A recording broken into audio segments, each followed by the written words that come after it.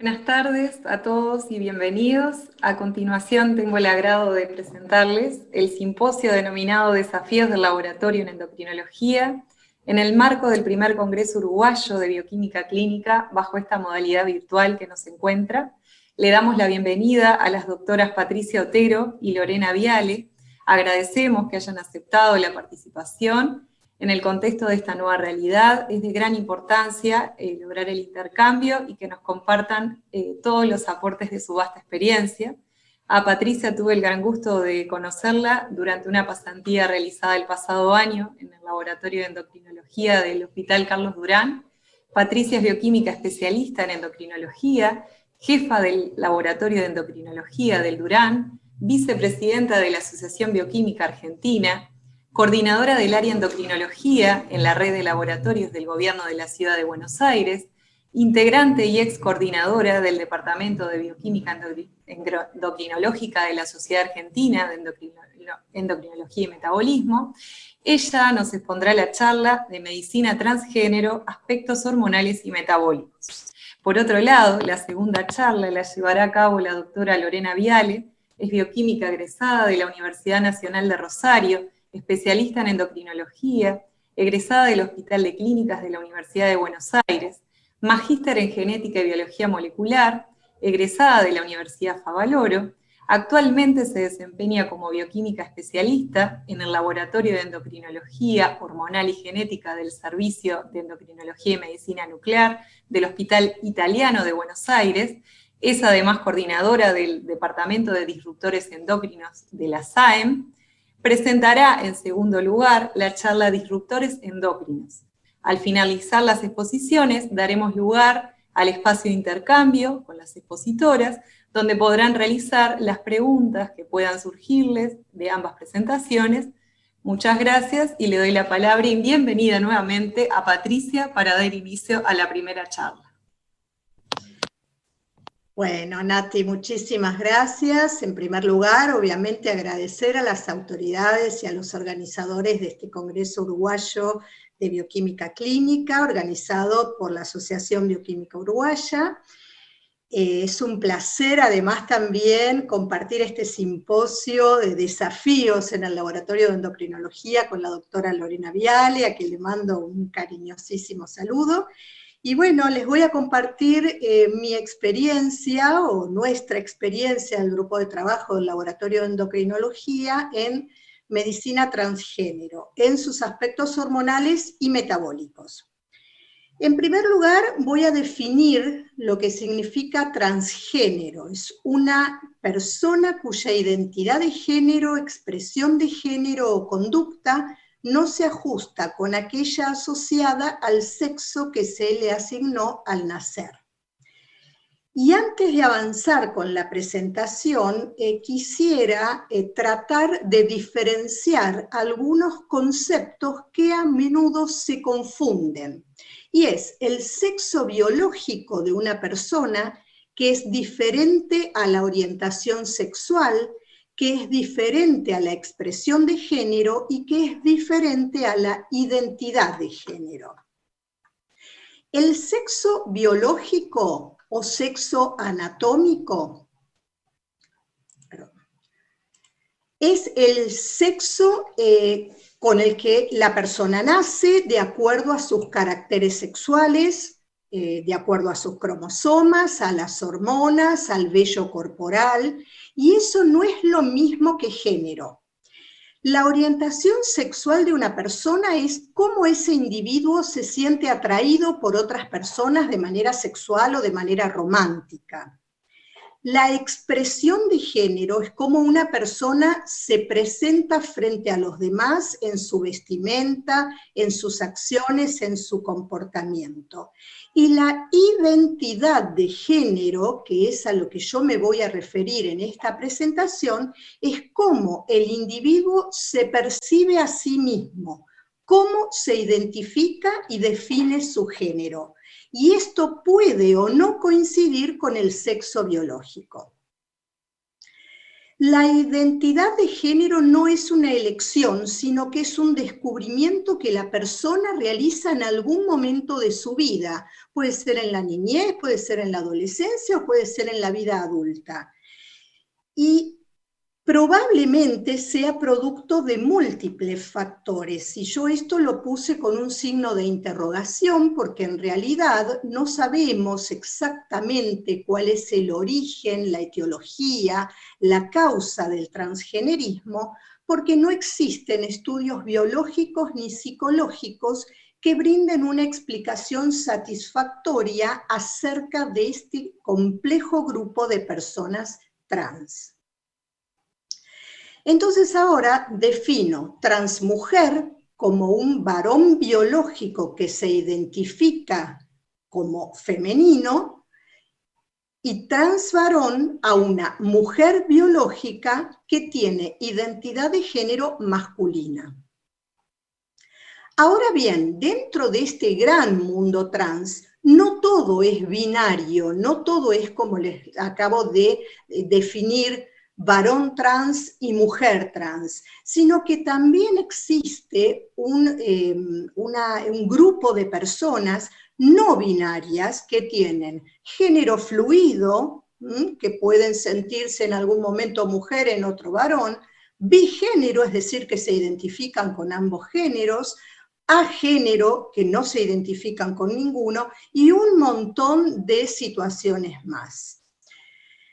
En la República Argentina, en el año 2012, se aprobó la Ley de Identidad de Género, que lleva el número 26.743, y que esta ley permite modificar el nombre, la imagen y el sexo registrado para adecuarlos a la identidad autopercibida, permitir acceder a tratamientos hormonales o quirúrgicos para poder adecuar el cuerpo a esa identidad, y estos procedimientos hormonales o quirúrgicos tienen que estar cubiertos por las obras sociales, las prepagas o los hospitales públicos.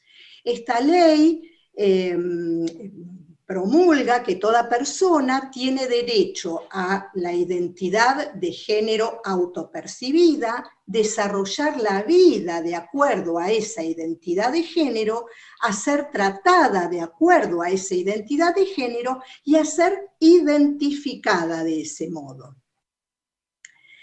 Más aún, en el año 2018, la transexualidad, que así se la denominaba, este es un término que ya cayó en desuso, la transexualidad o el transgenerismo fue retirado de las enfermedades mentales de la Organización Mundial de la Salud para dejarlo dentro del capítulo de las disfunciones sexuales. Es decir, pierde la categoría de trastorno psicológico para quedarse en una cuestión física y se define como falta de adecuación del cuerpo al género que siente la persona. Es decir, se la denomina incongruencia de género. Esto es beneficioso para las personas transgénero porque de esta manera pueden obtener ayuda médica, porque en muchos países el sistema de salud no les otorga atención si lo que será tratado no está incluido dentro de la lista de clasificación internacional de enfermedades de la OMS. En el Hospital Carlos Durán, donde yo me desempeño hace 33 años, la división urología en el año 2002 comienza con asesoramiento quirúrgico y asesoramiento psicológico a las primeras personas transgénero que vinieron a la consulta. Y en ese mismo año la división endocrinología comienza a atender los primeros casos. Ya en el año 2005, ambas divisiones se unen para constituir formalmente el GAPET, que es el Grupo de Atención a Personas Transgénero. Y posteriormente se fueron integrando otros servicios a lo largo de todos estos años, como ginecología, inmunología, cirugía plástica, psicología, pediatría, adolescencia y fonoaudiología. ¿Qué ofrece el GAPET? El GAPET ofrece una terapia hormonal cruzada, que enseguida voy a comentar de qué se trata, asesoramiento psicológico, cirugía de reafirmación de género y feminización de la voz. Lo que atañe al laboratorio de endocrinología donde yo trabajo es control de la terapia hormonal cruzada, que significa darle hormona femenina a un varón biológico y hormona masculina a una mujer biológica. Hasta noviembre del año 2019, por razones obvias, por todos conocidas, no tengo estadística del 2020, llevamos atendidos 1.063 personas adultas que iniciaron terapia hormonal cruzada, de las cuales 406 son trans varón y 657 son trans mujer. Pero en seguimiento, actualmente llevamos 375, 118 trans varón y 257 trans mujer. Esto nos da un poco la idea de la inconstante y de la falta de adhesión a la consulta médica, no al tratamiento, sino a la consulta médica de las personas trans. ¿Cómo comienza esta atención? Bueno, en primer lugar se hace una valoración clínica inicial donde se averiguan los antecedentes personales y familiares, la presencia de neoplasias, enfermedad vascular, trombosis, se averiguan los hábitos de vida, si son consumidores de tabaco, alcohol o tóxicos, si han tenido intervenciones quirúrgicas, cómo fue el desarrollo puberal y los antecedentes de la función gonadal, si hay antecedentes psiquiátricos, se hace una exploración física con medición de la tensión arterial, peso, índice cintura-cadera, etc. Se averigua si se han utilizado métodos adicionales para modificar los caracteres sexuales secundarios, como son la depilación definitiva, electrólisis, la colocación de implantes, etc. Y obviamente si han recibido tratamientos previos por automedicación o indicados, averiguar bien qué fármacos, en qué dosis y la duración de los mismos. También se hacen evaluaciones de estudios de sangre de rutina, que incluya marcadores tumorales en caso de los varones biológicos, una evaluación ginecológica y urológica, eventual cariotipo por bandeo y una valoración endocrinológica inicial, que en general es no mandatoria, sino que se ajusta a cada caso en particular. Pero a todos en general se les pide gonadotrofinas, LH y FSH, estradiol, testosterona total y biodisponible si corresponde a un varón biológico, prolactina, 17-hidroxiprogesterona, androstenediona y DEA-sulfato. Esto es como el perfil de mínima, basal. En caso de una toma no supervisada de hormonas sexuales, hay que tratar de que el individuo realice un lavado previo de por lo menos un mes antes de iniciar el nuevo tratamiento.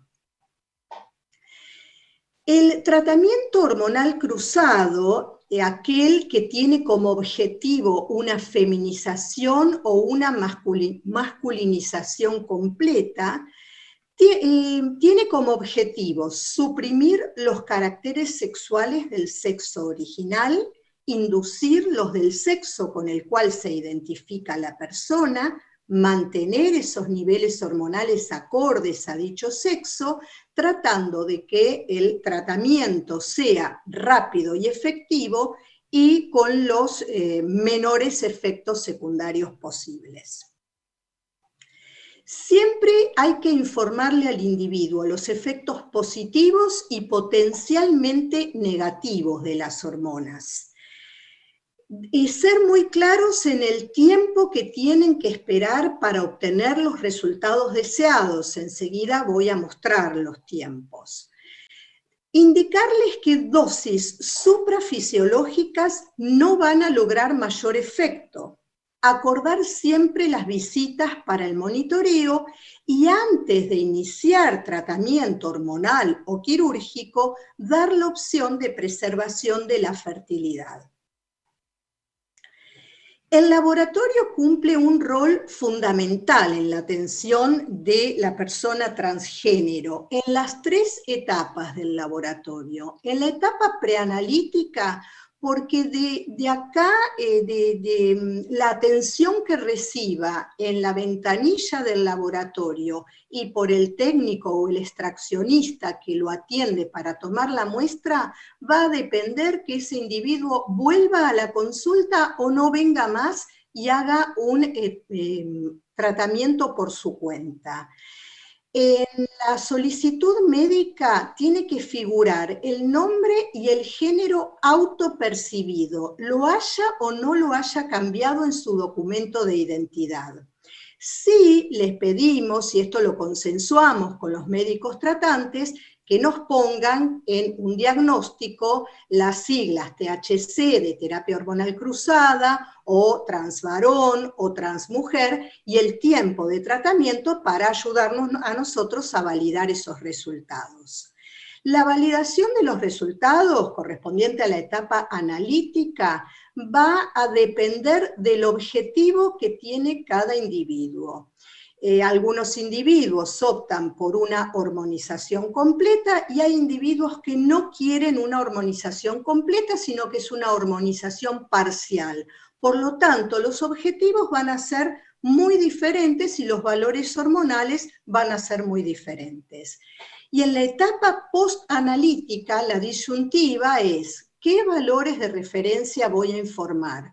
¿Los del sexo biológico o los del sexo autopercibido? Bueno, la realidad es que también consensuado con los médicos tratantes, en nuestro caso del grupo que tenemos formado en el hospital, consensuamos de colocar en los informes de laboratorio ambos valores de referencia. Y entonces de ahí, de acuerdo al objetivo que el médico sabe que ese individuo quiere lograr, va a interpretar los resultados. Entrando ya a lo que es el tratamiento hormonal cruzado, en el caso de un tratamiento de feminización completa, es decir, el que se le va a dar a transmujer, varón biológico que se identifica con género masculino, perdón, con género femenino, varón biológico que se identifica con género femenino, los objetivos van a ser lograr niveles de estradiol en valores medios normales de mujer premenopáusica o límite superior de la fase folicular normal. En el caso de nuestro laboratorio, ubicar el estradiol entre 100 y 200 picogramos mililitros.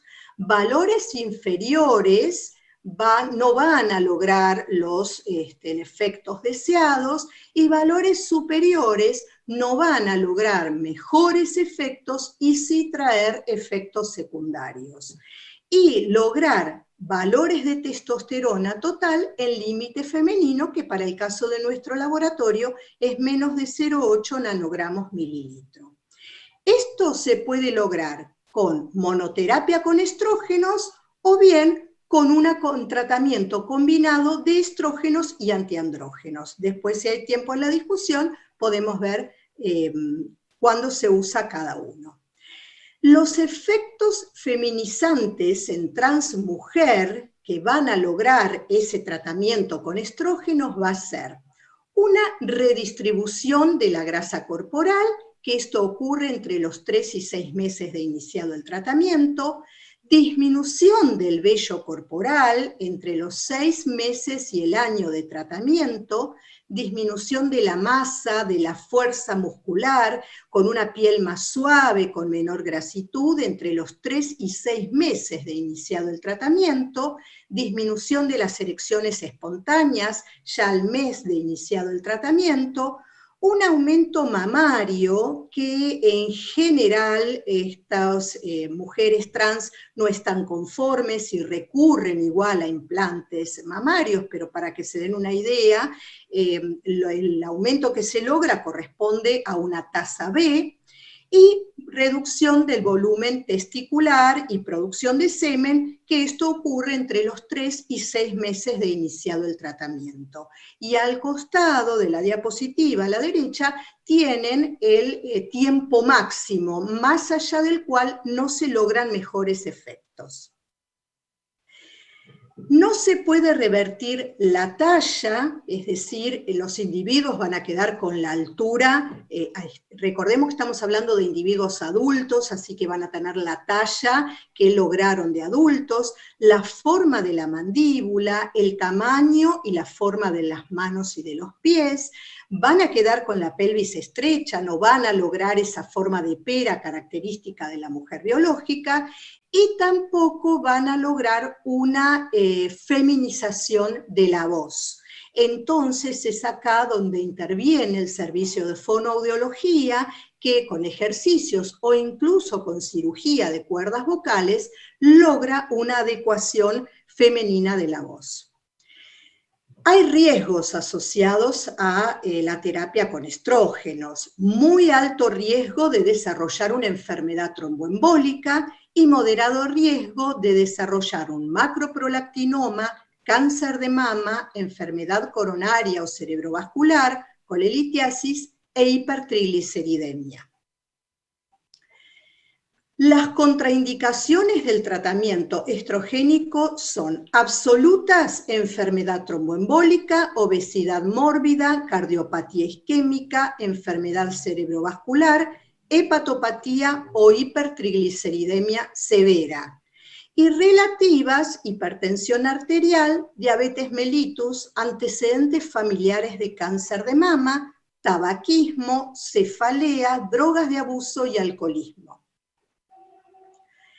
En cuanto al tratamiento de masculinización completa, que se va a implementar en el trans varón, es decir, una mujer biológica que se identifica como varón, vamos a tener como objetivo que la testosterona total se mantenga en concentraciones dentro de valores de referencia para la población masculina. En el caso de nuestro laboratorio, entre 3 y 9 nanogramos por mililitro. Y esto se logra con una terapia con testosterona.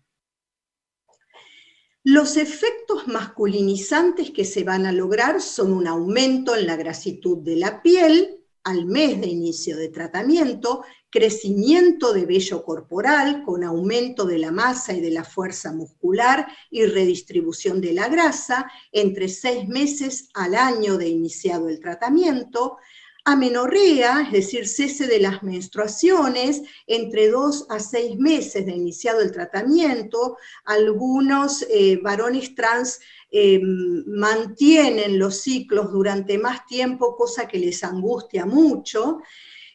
Aumento del clítoris. El clítoris puede aumentar con el tratamiento hormonal hasta 2,5 centímetros, hay atrofia vaginal y en este caso sí se logra con el tratamiento hormonal el engrosamiento de la voz. Tampoco se puede revertir la talla, es decir, estos transvarones van a tener la altura de la mujer biológica, ni se van a poder achicar las caderas.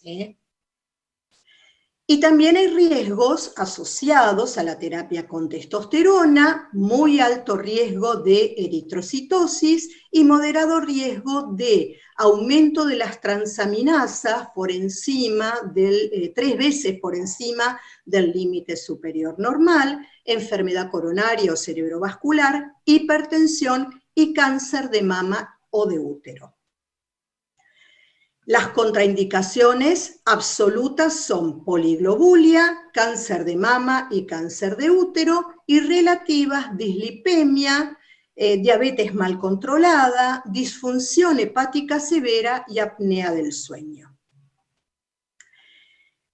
Ahora bien, los objetivos que los individuos buscan en general se logran y eso nos da felicidad a todos, pero esto trae aparejado también cambios metabólicos. En el año 2017, la Endocrine Society juntó a un grupo de expertos de sociedades, incluso de sociedades pediátricas, y publicó una especie de guía de atención a personas transgénero. Digo una especie de guía porque en realidad la atención de estos individuos es personalizada, es muy artesanal y muy casera. Entonces, si bien existe esta guía que, digamos, da ciertos lineamientos, bueno, después el tratamiento tiene que ser adecuado a cada uno. Sin embargo, en esta guía hablan de que el tratamiento con estrógenos, que se le da a la mujer trans, produce un aumento de lípidos de alta densidad y disminución de lípidos de baja densidad, aumento de peso, de la presión arterial y de los marcadores de la resistencia a insulina, y aumento de triglicéridos séricos más o menos a los 2 años de inicio del tratamiento. Igualmente ellos concluyen que hay evidencia limitada para determinar si el estrógeno es protector o perjudicial sobre los lípidos y el metabolismo de glucosa. En relación al tratamiento con testosterona en los varones trans, muestran un perfil lipídico más heterogénico, con disminución de la fracción HDL de colesterol y aumento de triglicéridos, mientras que en los marcadores de la sensibilidad a la insulina, los resultados fueron mixtos. Entonces, la conclusión es que no se encontró un mayor riesgo de mortalidad ni mayor incidencia de eventos cardiovasculares. De todas maneras, ellos publican esa tablita que yo anteriormente les mostré como riesgos asociados a la terapia hormonal, y como recomendación sugieren que los médicos evalúen a las personas transgénero en tratamiento hormonal cruzado para factores de riesgo cardiovascular mediante el uso de perfiles lipídicos en ayunas, pruebas de detección de diabetes u otras herramientas de diagnóstico. Nosotros hicimos nuestra experiencia de los cambios hormonales y metabólicos con individuos que vinieron a nuestra consulta. En relación a la transmujer, revisamos desde el año 2005 al 2019 un total de 425 historias clínicas, de las cuales pudimos incluir en nuestro estudio 79 mujeres trans que presentaban una edad de 31 más menos 8 años.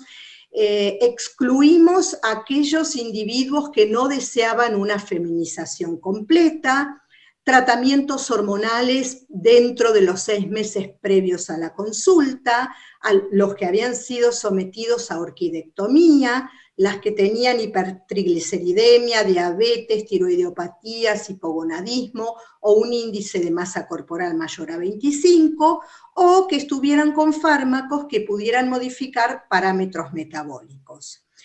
Para la terapia hormonal cruzada se utilizó 17 beta-estradiol gel, y en los individuos en que no se logró descender los niveles de testosterona a rango femenino, se adicionó acetato de ciproterona como antiandrógeno. Se realizaron entonces mediciones antropométricas, peso, talla, índice de masa corporal y perímetro de cintura, y se evaluaron parámetros bioquímicos, testosterona, estradiol, perfil lipídico, glucemia, insulina, índice OMA, hematocrito y hemoglobina antes del inicio de la terapia hormonal cruzada y luego de 6 meses de tratamiento. Como era de esperar, en los esteroides sexuales nosotros observamos un descenso muy significativo en los valores de testosterona. de valores de varones biológicos descendieron a el objetivo final en estas mujeres trans, y un aumento muy significativo en los valores de estradiol. En cuanto a los datos antropométricos, observamos un aumento significativo en el índice de masa corporal, no así en el perímetro de cintura, y esto lo atribuimos a que todas las mujeres trans que evaluamos habían aumentado de peso luego de 6 meses de tratamiento con estrógenos. En cuanto a los lípidos, bajo estrógenos, con monoterapia con estrógenos, no encontramos diferencia en el colesterol total, la fracción LDL, ni en los triglicéridos, y sí, como era de esperar, observamos un aumento significativo de la fracción HDL de colesterol. Mientras que en aquellas mujeres trans tratadas bajo estrógenos, más el agregado de antiandrógenos, el colesterol total, la fracción LDL y los triglicéridos permanecieron sin cambios. Sin embargo, la fracción HDL se mostró un descenso significativo. En cuanto a los parámetros de insulinoresistencia, ni los valores de insulina ni de glucemia, que no están graficados, ni en el índice OMA, observamos diferencias significativas luego del tratamiento con estrógenos, y en los datos hematimétricos, el hematocrito y los valores de hemoglobina mostraron un descenso significativo luego de 6 meses de tratamiento. Entonces, como conclusión, en transmujer, la utilización del esquema 17-beta-estradiol transdérmico con o sin el agregado del antiandrógeno presentaría un perfil de seguridad aceptable a nivel metabólico, ya que los cambios significativos observados no alertan a la aparición de indicadores de riesgo luego de 6 meses de tratamiento. Es decir, que los valores, si bien se movieron, no se escaparon de los valores de referencia. Sin embargo, la utilización de monoterapia con estradiol presentaría a corto plazo una leve ventaja al aumentar los niveles de HDL respecto a la disminución que se evidenció en el subgrupo que agregó antiandrógenos. Esto es para tener en cuenta porque siempre que se puede hay que optar por la monoterapia. En cuanto al transvarón, lo mismo, hicimos una revisión desde el año 2005 al 2019 de 184 historias clínicas. Se pudieron incorporar 65 transvarones con una edad entre 25 más menos 8 años. Los mismos factores para excluir a los individuos del estudio que lo que hicimos con transmujer. En este caso se utilizó testosterona en gel transdérmica en algunos individuos o un decanoato de testosterona, que es un inyectable que se da cada 12 semanas aproximadamente. Esto quedaba a elección de la persona.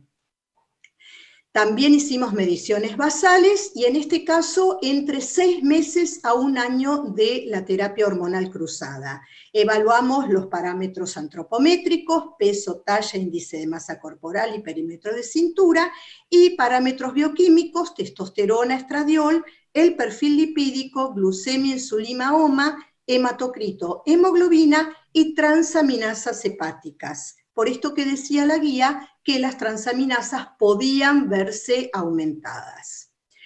Esta primera parte del estudio la publicamos en el año 2018 en la revista Medicina. Nuestro objetivo fue evaluar la seguridad en los primeros 12 meses de la terapia hormonal cruzada sobre el perfil lipídico, hepático y hematológico. Y durante el año 2019 pudimos incorporar algunos individuos más al estudio. En cuanto a los esteroides evaluados, recuerden que son mujeres biológicas que se identifican como varón, entonces el tratamiento con testosterona va a llevar esta hormona a valores de referencia masculino y va a descender los valores de estradiol. En cuanto a datos antropométricos, igual que en transmujer, vimos un aumento del índice de masa corporal, pero no del perímetro de cintura, también porque estos transvarones habían aumentado de peso luego del tratamiento hormonal. En cuanto al perfil lipídico, bajo testosterona gel, que es la presentación transdérmica, no observamos diferencias en ninguno de los parámetros evaluados, mientras que cuando evaluamos los individuos que estaban con el 1-decanoato de testosterona, que es una inyección intramuscular cada 3 meses aproximadamente, no observamos diferencias en el colesterol total ni en la fracción HDL, pero sí observamos un descenso significativo de la fracción HDL de colesterol y un aumento en los triglicéridos. En cuanto a los parámetros de insulina resistencia, ni en los valores de insulina, ni de glucemia, ni en el cálculo del índice OMA observamos diferencias significativas. Y en los datos hematimétricos, como era de esperar, con el tratamiento con testosterona, observamos un aumento muy significativo en el valor del hematocrito y en los valores de hemoglobina, pero no observamos cambios en las enzimas hepáticas. Como conclusión, en transvarón no se observaron cambios significativos en los parámetros de insulinosensibilidad ni en las enzimas hepáticas. Se observó un aumento fisiológico y significativo en los parámetros hematimétricos y estos valores se mantuvieron elevados durante toda la terapia hormonal cruzada, pero dentro del rango de referencia masculino. El uso de la testosterona transdérmica no provocaría cambios significativos en los parámetros de riesgo cardiovascular, mientras que el 1-decanoato de testosterona se asociaría a un perfil lipídico más aterogénico por este aumento de los triglicéridos y disminución de la fracción de HDL, y estas diferencias deberían ser tenidas en cuenta a la hora de la elección de los esquemas terapéuticos. 2 palabras, porque seguramente ya estoy en tiempo, no tengo ni idea, de niños y adolescentes. La ley 26.743 del año 2012, aprobada en la República Argentina, también tiene en cuenta a las personas menores de edad que pueden solicitar un cambio en su identidad de género siempre y cuando vengan acompañadas por representantes legales, ya sea tutores o los padres, y con expresa conformidad del menor. Hay que tener en cuenta que durante la infancia hay periodos de incongruencia entre el género asignado al nacimiento y el género autopercibido. Todos hemos sido chicos y todos hemos visto niños que juegan con muñecas y niñas que juegan con pelota. La mayoría de los niños con incongruencia de género en la infancia no persisten al entrar en la adolescencia. Y no hay manera de predecir en la infancia quiénes van a persistir con el cambio de género. En los niños en etapa prepuberal no se realiza ningún tratamiento médico, solamente se hace un acompañamiento y una evaluación psicológica. Cuando el niño o la niña entran en pubertad, se realiza un laboratorio general y un laboratorio hormonal, que en el 99% de los casos es normal, y entonces se comienza con análogos del gen RH, que esto lo que provoca es lograr valores de FSH, LH, testosterona y estradiol, mantener esos niveles en valores prepuberales. Cuando el niño ya tiene plena conciencia de querer un cambio de género, entonces se desencadena la pubertad del sexo autopercibido con la terapia hormonal cruzada.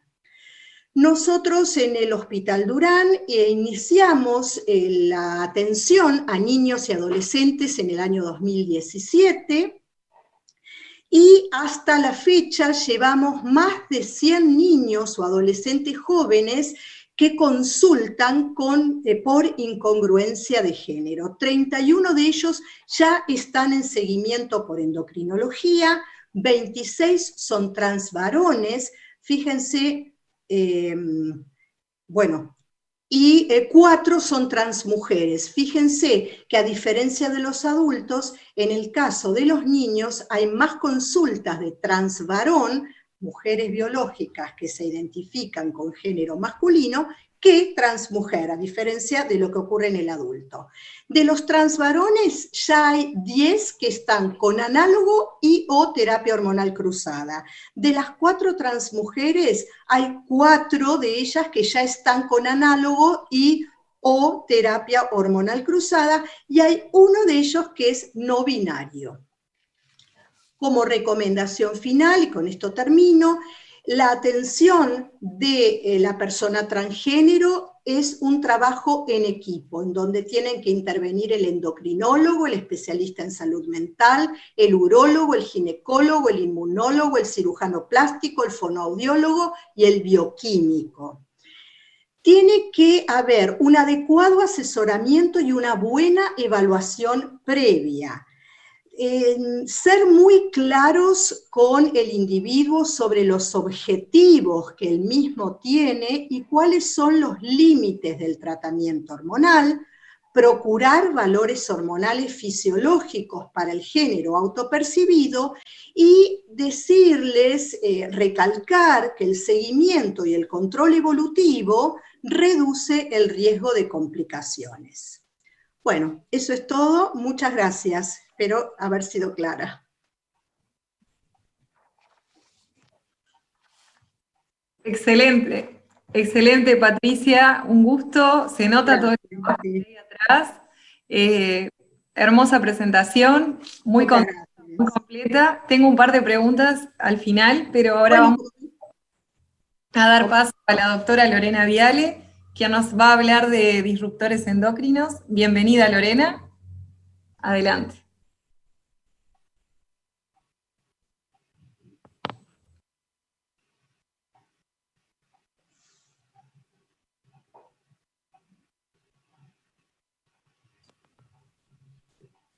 ¿Te podés hablar, Lorena? A ver, aguardame un segundito que ya consulto a ver qué notes. ¿Ahí me están escuchando? Sí, ahí sí, Lorena. Sí, ahora sí. Perfecto, voy a la primer diapo entonces. Bueno, quería agradecer mientras a la Asociación Bioquímica Uruguaya por la invitación a este congreso virtual, que la verdad es que me ha sorprendido de muchas formas porque es tan nuevo todo esto y está todo tan organizado que la verdad los felicito, y quería felicitar a Patricia por la excelente exposición con respecto a este tema que todos sabemos que académicamente es brillante, pero también sabemos el amor que le pone a este tema. Así que felicitaciones, Patricia, es un gusto compartir este módulo con vos. Bueno, sos una amiga, así que no sé si creerte. Gracias. Bueno, yo les voy a hablar de disruptores endocrinos en la industria cosmética. Y les voy a empezar contando que en los últimos 60 años se han reportado diferentes trabajos en diferentes revistas de alto impacto científico de alteraciones en diferentes lugares geográficos. A ver, ¿no estoy compartiendo?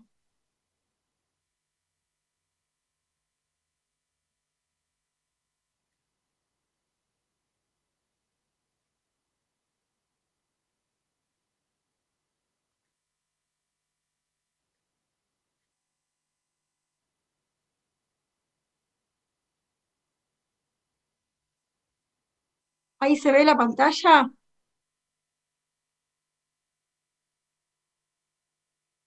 Perfecto, sí.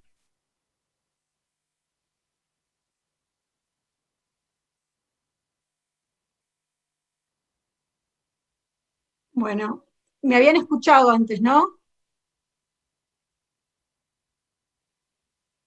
Bueno, en los últimos 60 años, entonces, como les contaba, se han publicado diferentes trabajos científicos con diferentes alteraciones de diferentes especies animales con exposición a sustancias químicas sintéticas y se reportó en algunos animales pérdida de la capacidad reproductiva, en otros un comportamiento sexual anormal, en otros deformación de los órganos reproductores, como así también alteraciones inmunológicas, y en este momento en el que se empieza a hablar de alteradores hormonales. Y es la vida silvestre la que realmente nos alerta sobre este tema. Luego empezaron a aparecer trabajos en diferentes revistas del efecto de estas sustancias en humanos, de estos componentes, y en humanos aparecieron trabajos que refirieron reducida fertilidad, anomalías en el tracto reproductivo, tanto masculino como femenino, desviaciones sexuales, abortos, irregularidades menstruales, pubertad precoz, problemas neuroconductuales, función inmune alterada y diferentes procesos oncológicos. Y se le atribuye en la población mundial a un 25% de problemas en estas anomalías a los factores ambientales. Y esto fue aumentando en países más industrializados y en personal que trabajaba de forma más expuesta a estos contaminantes, como puede ser la gente que trabaja en fumigaciones. En el 2009, finalmente, la Endocrine Society publica un review que incluye más de 450 papers que han revisado y definen a los disruptores endocrinos como compuestos químicos diversos y heterogéneos, todos contaminantes del medio ambiente, que una vez incorporados al organismo afectan la síntesis, la secreción, la acción, el transporte, la eliminación y el acoplamiento de nuestras hormonas naturales, generando un desorden patológico a nivel de nuestra homeostasis, de la reproducción, del desarrollo y del comportamiento. ¿Cómo estamos expuestos nosotros a estos disruptores endocrinos? Por ingestión de aguas, aire y alimento, todos contaminados, y por tener un contacto estrecho en la industria química, en la industria plástica y en la industria de los pesticidas. Dentro de los pesticidas se encuentran los herbicidas, los fungicidas y los insecticidas. La industria del plástico también es un alto proveedor de disruptores endocrinos, y la producción de cosméticos y comestibles en los últimos años ha ganado lamentablemente un lugar muy importante en este ámbito. En el 2014, la EPA, que es la Agencia de Protección del Medio Ambiente de Estados Unidos, estimó que había unos 87.000 sustancias químicas evaluadas que podrían tener actividad disruptora endócrina. Entre estas sustancias, 75.500 eran de la industria química, 900 eran pesticidas y 2.500 otros contaminantes del aire. Pero lo que llamó muchísimo la atención fue que 8.000 de ellos se encontraban en cosméticos, aditivos alimentarios y suplementos nutricionales. ¿Por qué esto llamó mucho la atención? Porque en cierta forma la población general puede cuidarse de la industria química, de los pesticidas, ya que estarían expuestos a algunos sectores y son los que serían población de riesgo, los que trabajan ahí. Pero de los cosméticos, de los aditivos alimentarios y de los suplementos nutricionales estamos expuestos a la población en general. En el 2014, la Endocrine Society publica otro review en el que enumera las diferentes glándulas y órganos que se veían afectados por el impacto de los disruptores endócrinos. Son todos los que se encuentran en la figura, desde el cerebro, la glándula pineal y el hipotálamo, hasta los testículos, pasando por glándulas mamarias, sistema cardiovascular, tiroides, útero, ovarios. Y en este review definen, además de definir disruptores endócrinos, ellos aseveran que desde el punto de vista físico-químico son compuestos lipofílicos que se bioacumulan en tejido adiposo y que tienen un tamaño molecular menor a 1000 Dalton. Y eso es lo que los hace muy parecidos a nuestras hormonas naturales. Ese tamaño molecular inferior a 1000 Dalton es lo que les va a permitir interactuar con muchos de nuestros receptores endógenos. Y como nuestros receptores lamentablemente son promiscuos, van a unir estos disruptores con tanta naturalidad como lo hacen con nuestras hormonas endógenas. Y otra cosa para lamentar es que estos disruptores fueron diseñados por la industria, con lo cual fueron diseñados para tener largas vidas medias, y esto es beneficioso para la industria y muy nocivo para la vida silvestre y el medio ambiente. ¿Cómo pueden actuar estos disruptores endocrinos? Pueden actuar en forma directa o indirecta. Directamente lo hacen a través de nuestros receptores hormonales. Y pueden actuar como agonistas hormonales o antagonistas, y tal como les muestra la figura, verán que en una reacción hormonal normal, la hormona se une al receptor en la célula y se genera una reacción. Mientras que puede ser que el disruptor endocrino se una al receptor hormonal de la célula y lo que haga es una reacción exacerbada y fuera del momento en el que en realidad esta hormona tenía que interactuar con el receptor.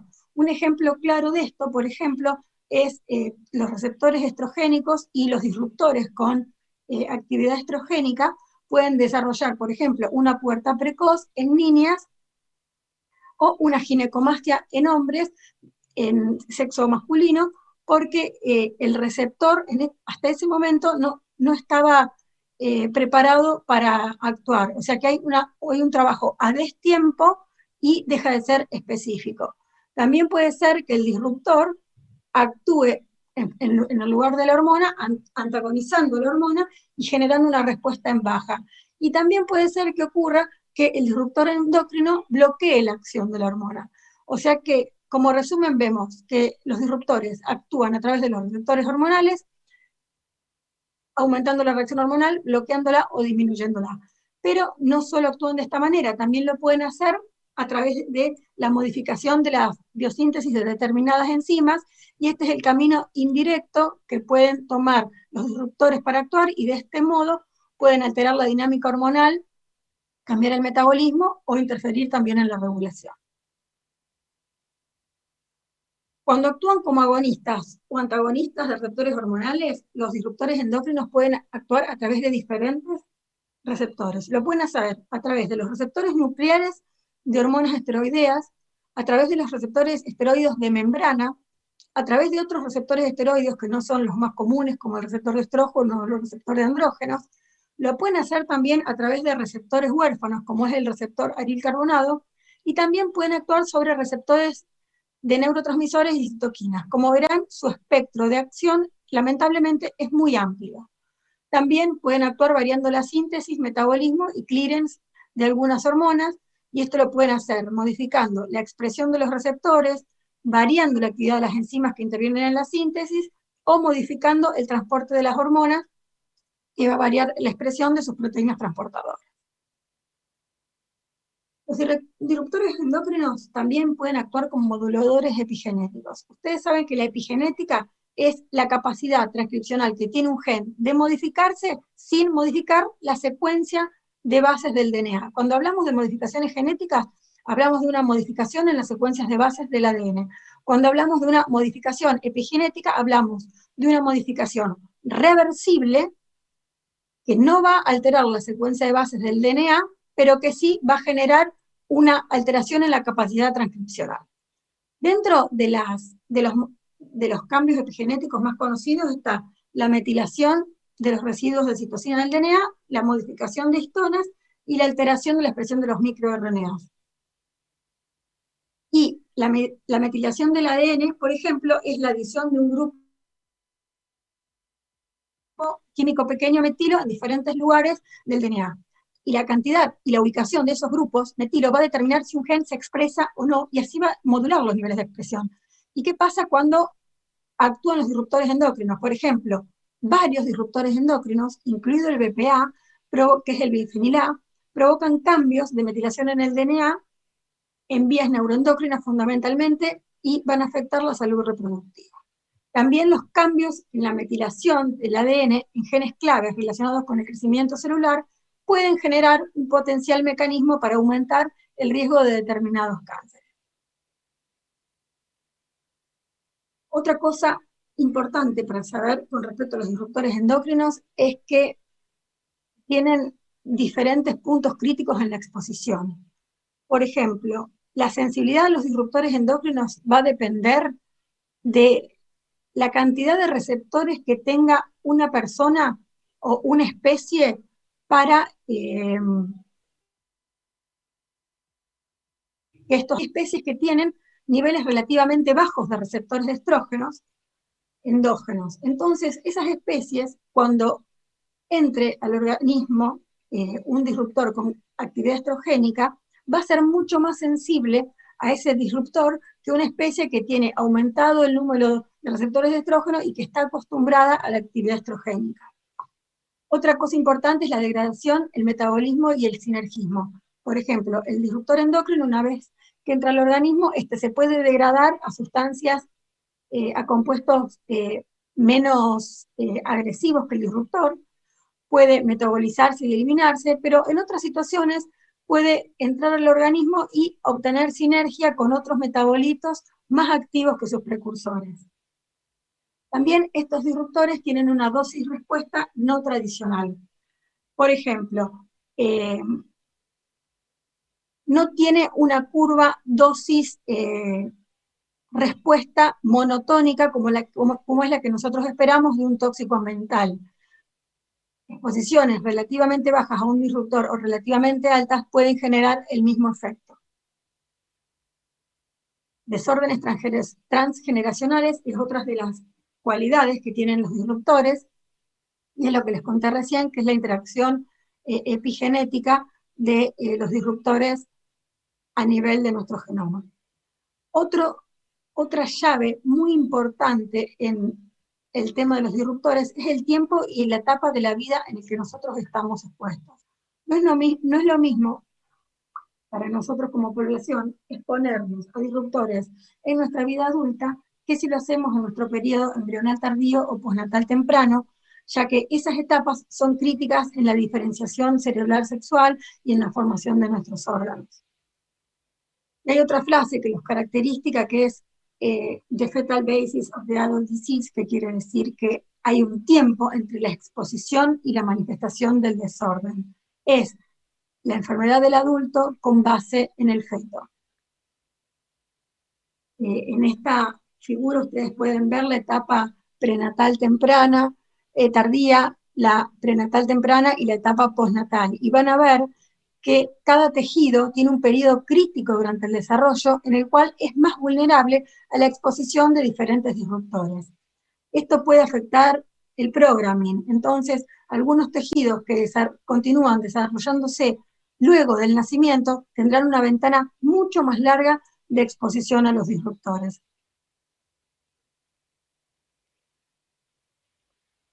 Ustedes se estarán preguntando cuál es la diferencia entre un disruptor endocrino y un tóxico ambiental. Por ejemplo, que de tóxicos ambientales todos sabemos bastante.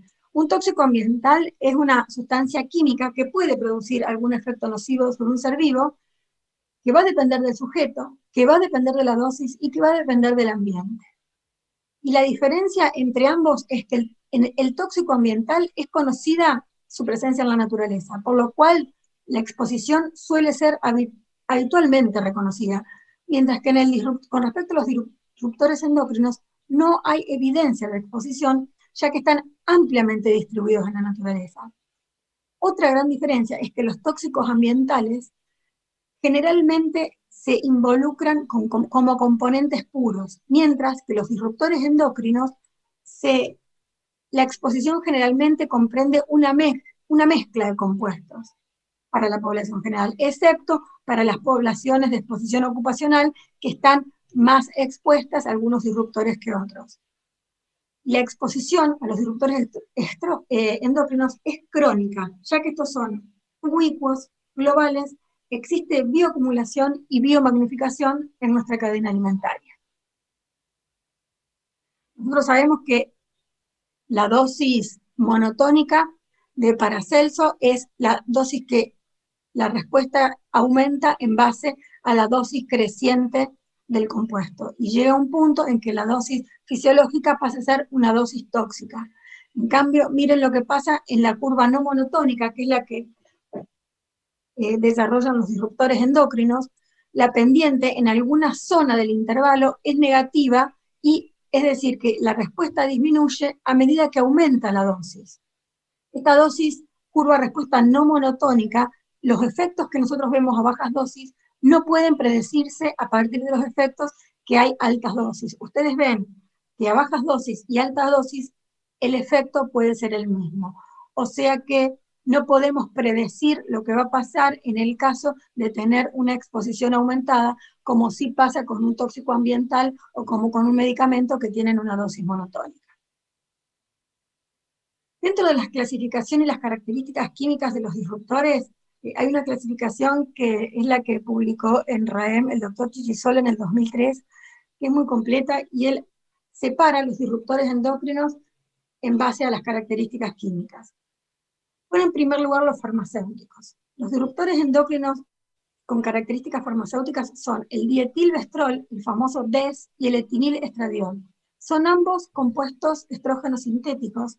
El DES se usó desde 1940 hasta 1470 como un potente inhibidor de aborto. Pero luego se vio que en la progenie que había estado sometida a la exposición de DES, se empezaron a publicar diferentes trabajos con diferentes alteraciones. De hecho, hay una línea de trabajos que se llaman los hijos del DES.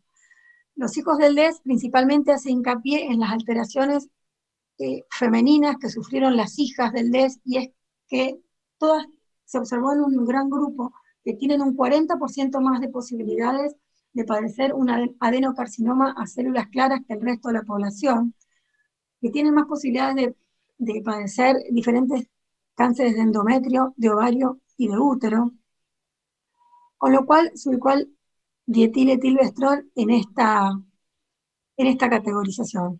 Dentro de los productos naturales se destacan los fitoestrógenos, como por ejemplo la ginisteína y el dasdeín, que son derivados de la soja. Dentro de los fungicidas se encuentra la cearalenona, y dentro de los pesticidas organoclorados encontramos el que pone los clorpirifos, el DDT, el DDE, el DDD y los famosos bifenilos policlorados. Como verán en las gráficas, las estructuras químicas son todos hidrocarburos, anillos de hidrocarburos, comparten químicamente eso, y de los bifenilos policlorados les puedo contar que su ingestión de alimentos contaminados se bioacumulan en el último eslabón de la cadena alimentaria, en el tejido adiposo, y el último eslabón generalmente somos nosotros, que se encuentran fundamentalmente en aceites, lubricantes y aislantes eléctricos de transformadores, que se han prohibido en los 70, pero permanecen en el medio ambiente y se siguen detectando en los lugares, por ejemplo, en cuencas de transformadores, en tubos de luz eléctrica. Por la estructura lipofílica que tiene el PCB, entra a la célula a través de la membrana celular por difusión pasiva y llega al citosol. Allí se une al receptor huérfano aril carbonado con gran afinidad. Este se trasloca luego al núcleo y a posteriori van a producir la modulación de la expresión de genes. Otra categorización dentro de los disruptores son los plásticos y los compuestos industriales.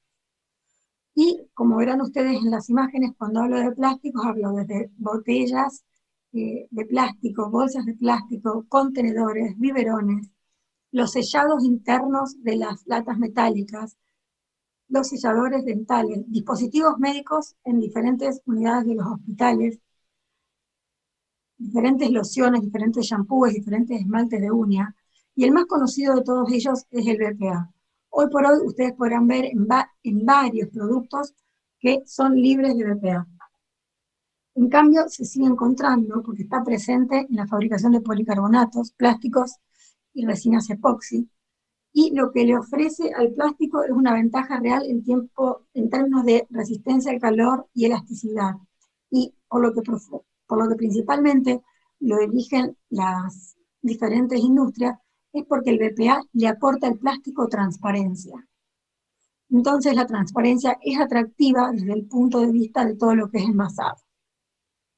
Cambios en la temperatura y pH causan hidrólisis de los enlaces de éster de estos BPA y drenan los bifenoles a los alimentos y a las bebidas.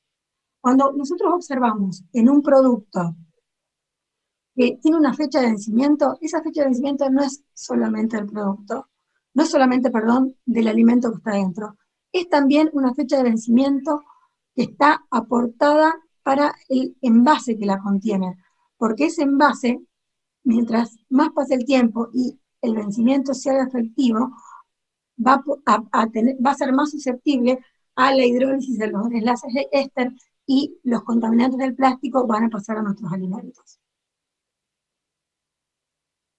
El BPA actúa a través del receptor de estrógenos y también se puede unir al receptor de estrógenos gamma que está en la placenta, y esto es muy importante porque facilita la acumulación de BPA y aumenta la exposición del feto a este compuesto. Normalmente el receptor de estrógenos, ante un estrógeno, ¿qué hace? Se disocia de las proteínas HIT-90 a los que está asociado y genera un cambio en la estructura tridimensional y tiene la capacidad de unirse al ADN y actuar como factor de transcripción. En presencia de los antiestrógenos, este receptor también se disocia de las proteínas, pero no da lugar a la dimerización, entonces no se va a unir a la región R del DNA y no va a actuar como factor de transcripción. ¿Por qué es tan difícil para la industria, para la medicina y para todos nosotros establecer el mecanismo de acción de los disruptores endócrinos?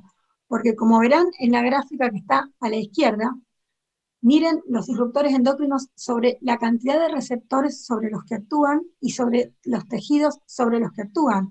O sea, hay una variedad tan grande en cuanto a su naturaleza y a su estructura química que se dificulta su identificación y también la fuente de exposición.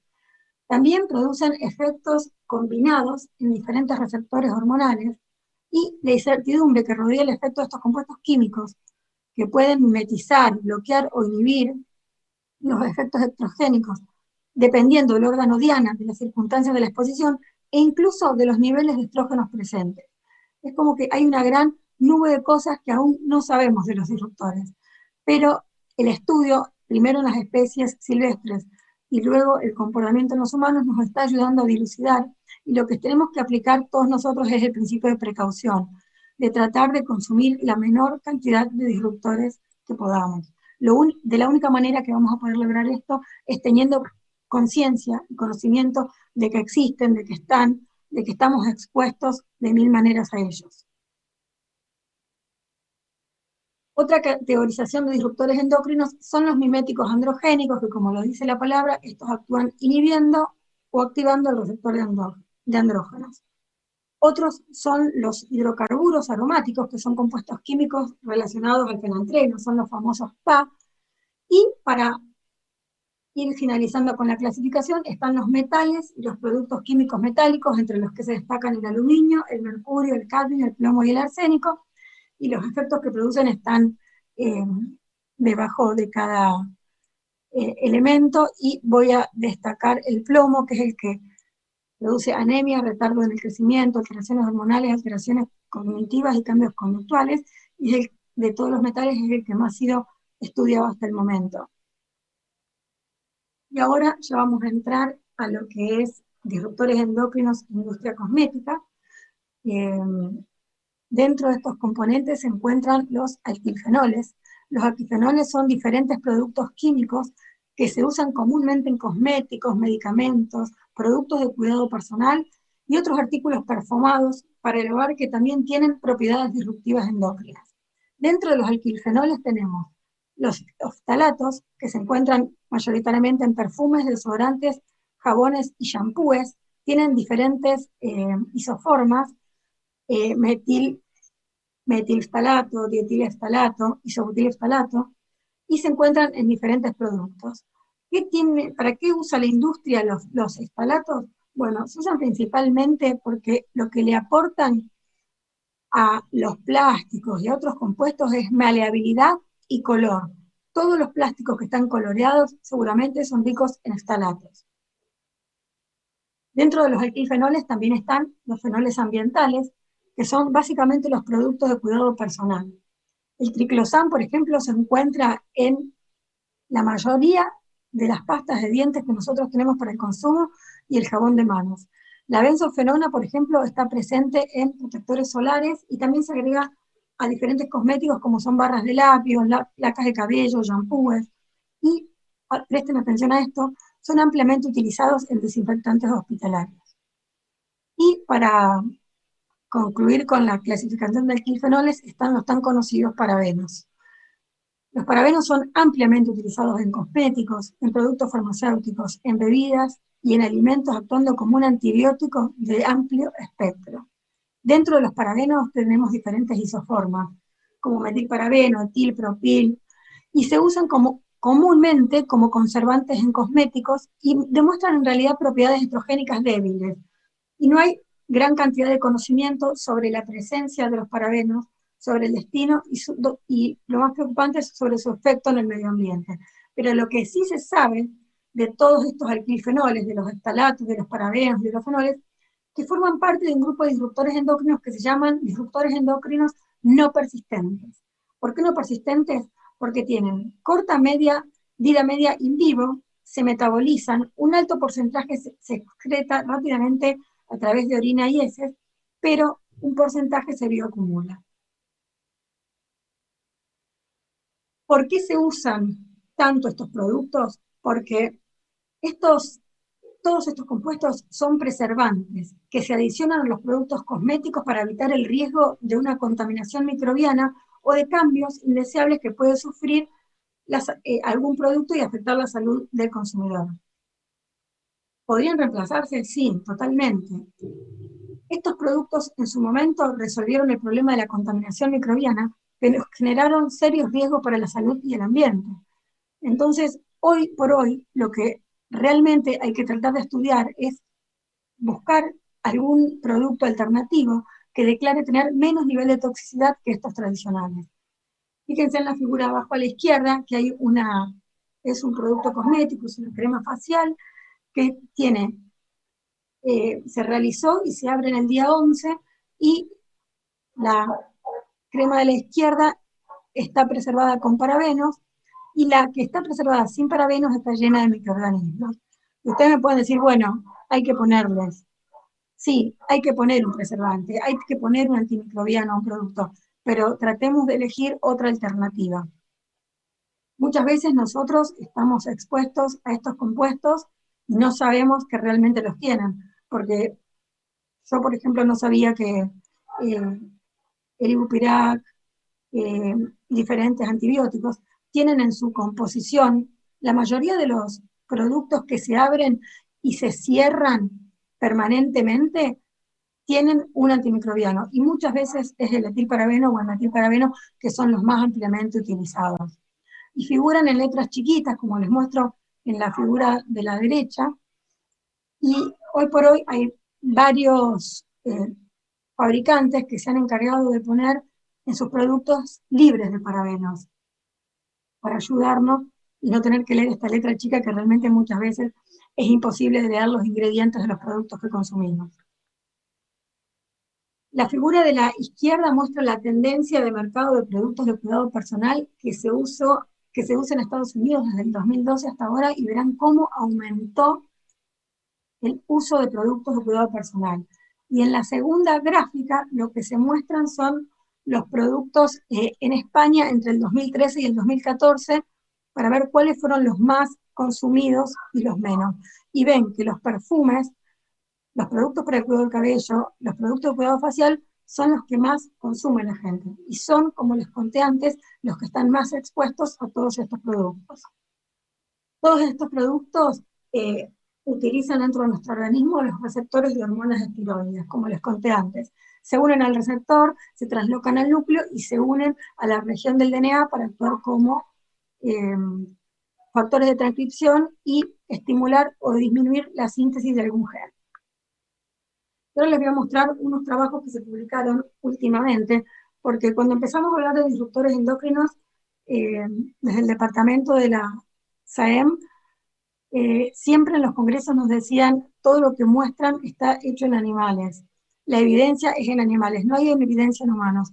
Y en los últimos 10 años, la verdad es que todos los estudios que se han presentado son en humanos. Y fue muy difícil llegar a poder detectar las concentraciones presentes en humanos, porque estamos hablando de técnicas tan sensibles que puedan llegar a dosar partes por millón y partes por billón. Entonces necesitamos técnicas altamente sensibles que nos la da tal vez un espectrofoto, un HPLC asociado a un espectrofotómetro de masa, por ejemplo. Este es un trabajo del 2019 que lo que hicieron, es hecho en Dinamarca, y lo que hicieron fue repetir muestras de suero y ver las variaciones de las concentraciones de los filtros UV, de los ftalatos, de los fenoles en mujeres durante el embarazo. Estos disruptores endocrinos no persistentes, al excretarse, como les conté antes, en orina y heces, y bioacumularse en tejido adiposo, dificultan generalmente una evaluación metodológica y robusta en suero, y reflejan solo las exposiciones recientes. Entonces, es muy importante lo que se trató de hacer en este trabajo, por eso se los estoy mostrando, porque estos trabajos en suero son muy valiosos para los estudios prenatales y lo que vamos a poder estudiar a largo plazo. Ellos lo que hicieron fue examinar si el suero era adecuado como matriz para evaluar las concentraciones de los disruptores endocrinos no persistentes en la mujer en el embarazo. Reclutaron 128 muestras séricas de mujeres embarazadas entre el 99 y el 2001, en diferentes semanas de gestación, que fue aportada por un dato ecográfico, y tuvieron diferentes tiempos, que fueron semana 12, semana 20, semana 30 y semana 40 de embarazo. Se analizaron las muestras de suero para 32 metabolitos, 15 fueron diésteres de ftalato, 7 fueron filtros UV, 7 parabenos y 8 fenoles. Y el método, ellos lo habían validado en un trabajo presentado en el 2016 y en el 2018 previamente. Ellos lo que vieron, por ejemplo, fue, primero lo que les quiero mostrar desde el punto de vista bioquímico, que es el círculo que yo marqué en color rosado, que es el límite de detección de todos estos compuestos. En otra instancia, no se presentaba nunca un trabajo en humanos en los que se pueda determinar cuál era el mínimo que se podía dosar. Y este trabajo tiene un límite de detección de todos los analitos que ellos dosaron. Y vieron, principalmente con respecto a los ftalatos, porque esta tabla es de ftalatos, que el que más se encontró en todas las muestras fue el dietilftalato, que sabemos que es el más expuesto, y el isobutil y el butilftalato también, que muchos no se identificaron, pero en el percentil 90 todos estos fueron encontrados. Con respecto a la concentración de parabenos, también de todos ellos tuvieron el límite de detección y pudieron decir cuáles estaban bajo el límite de detección y no los podían dosar, y el metilparabeno fue el más encontrado, que si nosotros nos ponemos a leer las etiquetas de los productos vamos a ver que es al que más expuesto estamos, y con los fenoles pasó lo mismo, muchos estaban bajo el límite de detección, pero el triclosan y el BPA, que son los dos fenoles más ampliamente distribuidos, fueron los que más ampliamente encontraron. El triclosan, les voy a contar que si ustedes van al baño de su casa y observan los ingredientes de su pasta dental, el 90% de las pastas dentales tiene triclosan. Y Ay, el BPA, Lorena, discúlpame que te interrumpa. Me acaban de informar que se cortó la conexión en vivo. A ver si hay alguien de apoyo de los congresistas. Ah, ay, perfecto. ¿dónde se cortó? Aquí, a ver, porque claro, con el Zoom se observa todo, entonces no sé a partir de qué momento se cortó. Ah, sigamos, bien. Sigamos, Lorena, entonces disculpa. ¿Saben en dónde se cortó para volver atrás para explicar la conclusión del trabajo o no? Ah, perfecto. Perdón, Lorena, gracias. No, está bien. Bueno, entonces, los fenoles que se encontraron en suero materno fueron los que sabemos a los que estamos ampliamente expuestos. Con respecto a los filtros UV, también ellos pudieron determinar el límite de detección y encontraron que la 4-metilbenzofenona era la más encontrada en los sueros de las mujeres embarazadas y también es el que sabemos que está más presente en todos los filtros UV. Este estudio es el más representativo de muestras de suero de mujeres embarazadas y en el que fueron analizados 35 disruptores endocrinos no persistentes. 17 disruptores endocrinos no persistentes fueron los que se detectaron en más de la mitad de las muestras de suero. Imagínense que en el momento de embarazo, las mujeres creo que es el momento en el que más nos cuidamos de ponernos un montón de productos, y en esta instancia igualmente se detectaron. Las conclusiones de ellos fueron que las concentraciones séricas medias de los ftalatos, parabenos y los filtros UV son comparables a otros estudios de mujeres embarazadas. Es conocido que los ftalatos, parabenos, fenoles y filtros UV están presentes en suero en concentraciones más bajas que en orina, pero se desconoce aún cuál refleja mejor la relevancia de la exposición asociada con efectos sobre la salud en humanos. Y estos hallazgos confirmaron una exposición considerable y continua de las mujeres embarazadas a esta amplia mezcla de disruptores endocrinos no persistentes. La diferencia entre algunos productos químicos indica diferencias en el estilo de vida entre las mujeres y puede también estar relacionado con los productos de cuidado personal, dieta y otros factores que van acompañados del estilo de vida de ellas. Este otro trabajo es un trabajo español, que lo que hicieron fue ver las concentraciones de disruptores endocrinos no persistentes que se encontraba en tejido adiposo de pacientes hospitalizados. ¿Cuál es la diferencia del trabajo anterior y este? En el otro trabajo se hace un detalle de la técnica y de la concentración de disruptores endocrinos en suero. Y acá lo que les quiero mostrar es lo que ocurre en tejido adiposo, que es donde realmente se bioacumulan y pueden biomagnificarse. El objetivo del trabajo fue evaluar la concentración de estos disruptores en pacientes adultos hospitalizados. Se hizo en pacientes adultos al sur de España, en dos regiones totalmente diferentes. Una población tenía actividad turística y universitaria, que era Granada, y otra población era Motril, que tenía actividad rural. Al diferenciar estas dos poblaciones, ellos esperaban encontrar diferencias en el tejido adiposo de estos pacientes. Todos los pacientes fueron mayores de 16 años, sin historia clínica de desórdenes endocrinos ni oncológicos. Habían reclutado en un principio 387 pacientes, pero quedaron 144 reclutados porque lo que hicieron fue estandarizar la cantidad de tejido adiposo. O sea, ellos definieron la cantidad de tejido adiposo que querían encontrar en base al índice de masa corporal. Las muestras fueron tomadas en diferentes cirugías que tuvieron los pacientes, fueron guardadas, alicotadas y luego analizadas por un HPLC asociado a masa. Y a su vez se hizo una gran encuesta sociodemográfica y de la información dietaria de los pacientes. ¿Qué vieron ellos? Bueno, también en este trabajo, que es del 2020, pudieron establecer el límite de detección de todos los compuestos y vieron que de todos los compuestos que encontraron, se encontraron en mayor parte el BPE, el BPA, el triclosan y el BP3 y el metilparabeno. En todas las muestras ellos encontraron al menos un disruptor endocrino no persistente. Y como muestra en la gráfica de abajo, la mayoría de las muestras fueron positivas para al menos 4 disruptores. Los fenoles se encontraron en el 86,8% de las muestras analizadas. El metilparabeno se detectó en todas las muestras, sin excepción, y el propil y etilparabeno es 54,1% y 21% respectivamente. ¿Cuáles fueron las conclusiones de ellos?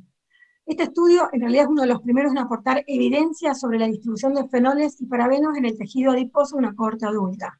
Ustedes imaginarán que no es fácil hacer un estudio como el que hicieron, porque la muestra de tejido adiposo se reclutó de diferentes cirugías.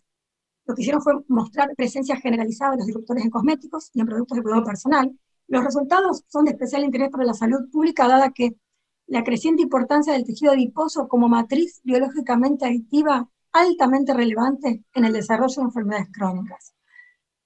Esto lo vemos en diferentes trabajos científicos.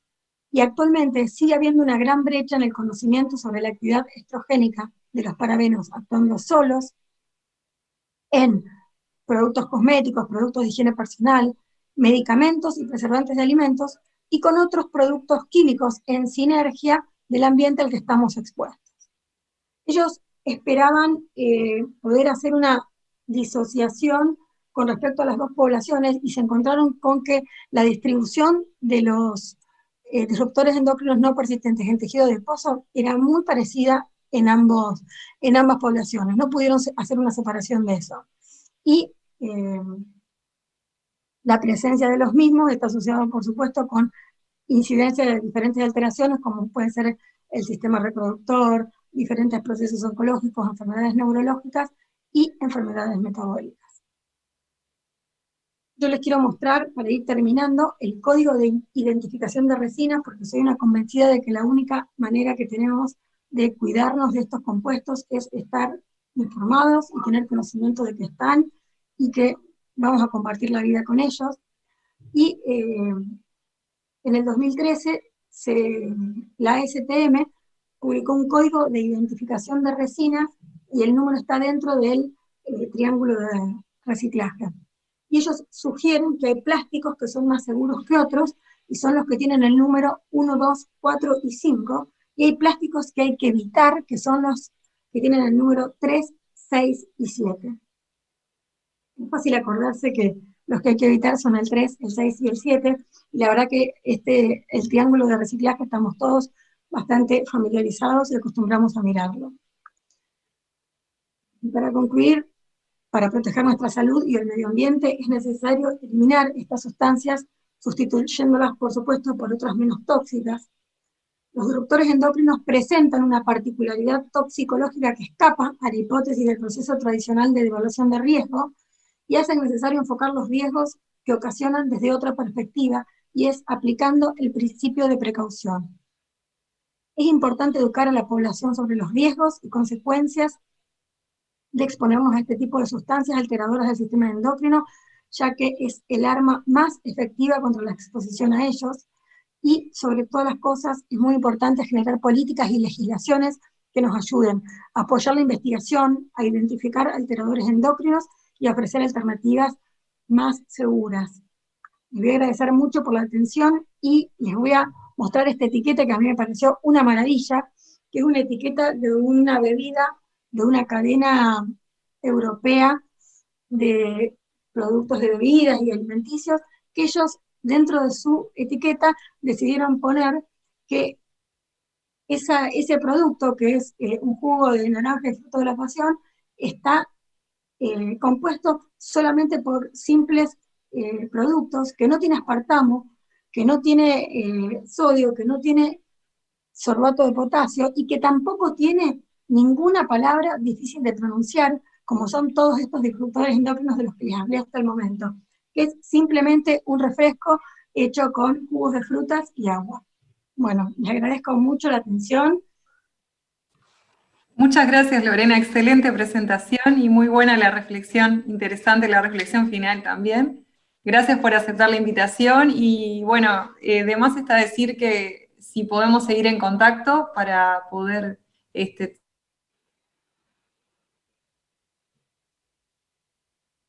puntual que tenía era si ustedes tienen alguna línea de investigación en la que asocien ciertos disruptores endocrinos con la predisposición a enfermedad tiroidea autoinmune. Mira, nosotros en lo que es línea de investigación, desde el Departamento de Disruptores, tenemos una línea que estamos justamente ahora, porque fue muy difícil encontrar, poner a punto una técnica para poder dosarlo, y es sobre cáncer de mama, en realidad, no es sobre tiroides. Estamos trabajando en disruptores endocrinos presentes en los tejidos de cáncer de mama en comparación con la mama normal. Todavía no tenemos resultados preliminares, pero cuando los tengamos los vamos a publicar. Pero sí hay mucho dato de disruptores endocrinos a nivel bibliográfico en tiroides. Perfecto. No tenemos propio, pero tenemos en la bibliografía claramente hay muchísimo en tiroides. Buenísimo, Lorena, muchas gracias. Y Patri, tengo una pregunta para ti. Me acuerdo que ustedes estaban investigando la determinación con hormona antimulleriana, la preservación de la fertilidad en transvarón, midiendo en estado basal y posterior, y durante y posterior al tratamiento de terapia hormonal cruzada. ¿Concluyeron algo al respecto? Y si pudieron evaluar a ver si hay diferencias entre cisgénero y transgénero. Bueno, qué memoria la tuya. Claro, no me dio para mostrar todo porque, bueno, hubiera llevado un ratito más de charla eso, pero sí, lo pudimos concluir, lo presentamos en el último congreso de la Sociedad Argentina de Endocrinología y Metabolismo. Fue muy difícil conseguir juntar trans varones para el estudio, sin embargo tuvimos un N muy bueno para la población y para los trabajos que se publicaron, que fueron 20 y pico de trans varones, y la verdad es que evaluamos la hormona antimuleriana como parámetro de reserva ovárica y no encontramos diferencias entre los 8 y los 12 meses de tratamiento con testosterona. Es decir, que la hormona antimuleriana no mostró cambios. Con lo cual, podríamos decir que al ser un tratamiento parcialmente reversible, en caso de, siempre igual recomendamos preservar gametas para fertilidad, pero muchos, sobre todo los trans varones, no están decididos a hacerlo al inicio del tratamiento. Entonces, al ser esto un tratamiento parcialmente reversible, bueno, nos da la posibilidad de que la fertilidad pueda preservarse, más allá de a corto plazo en el tratamiento. No sabemos qué pasa más allá, lo seguiremos investigando. Muy interesante, entonces, bueno, algo se conserva entonces. Y otra preguntita es, dentro del porcentaje de trans que realizan el tratamiento hormonal, después hay alto porcentaje que hacen la reasignación de sexo con cirugía. Nosotros eso lo tenemos evaluado, no lo tengo de una manera muy actualizada ese porcentaje, pero Más o menos. el fin del 2018, me faltaría adecuarlo a lo que fue el 2019, solamente un 40% de los trans optan por una cirugía de reafirmación. El 60% aproximadamente, o quizás un poquito más, 60 y pico por ciento, no desea una cirugía. Claro, es muy invasivo también. Sí, son cirugías complicadas, que tienen posoperatorios muy largos, complicados, con muchos efectos secundarios, con muchas complicaciones posquirúrgicas, y a pesar de que verdaderamente en el hospital hay un cirujano que es un capo, que fue a perfeccionarse y a estudiar en Holanda, que es, digamos, el país que más experiencia tiene con la población, tanto en tratamientos hormonales como quirúrgicos, y las cirugías son complejas. Bien. Sobre todo en la cirugía genital del trans varón. Bien. Patri, otra pregunta más. Tú en el interrogatorio tú planteabas que tienen, se les pregunta si depilación definitiva, ciertas instancias de electrólisis. ¿Por qué eso?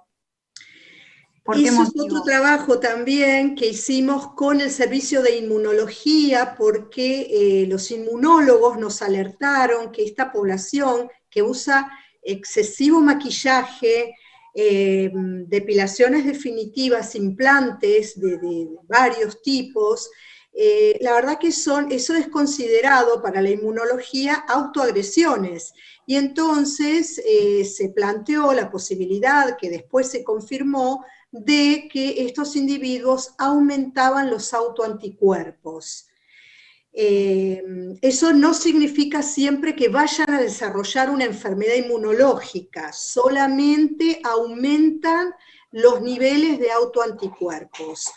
Sobre todo el factor antinúcleo es lo que vimos muy aumentado, pre y post tratamiento. Entonces es importante la consulta inicial con el servicio de inmunología y durante los controles del tratamiento hormonal y de todo lo que se haga, ya sea implantes, cirugías, depilaciones, etcétera, siempre controlar los autoanticuerpos porque siempre estamos alertas con el desarrollo si existiera la predisposición para una enfermedad inmunológica, que contraindica absolutamente el tratamiento. Bien. Y la última pregunta, Patri, y después cualquier cosa seguimos. Sí, Nati, hay que cerrar. Bien, después lo hacemos después en personal. Bueno, muchas gracias a las dos nuevamente y estamos en contacto. Siempre es un gusto, un placer contar con ustedes y toda la vasta experiencia que tienen. Así que un beso para ambos. Muchas gracias, la verdad que un lindo simposio. Felicito a Lorena también y a vos, Nati, por el congreso y que sea un éxito. Muchas gracias. Muchas gracias, Natalia. Chao, Lorena, que pases muy bien. Chao, Patri. Saludos. Chao a todos.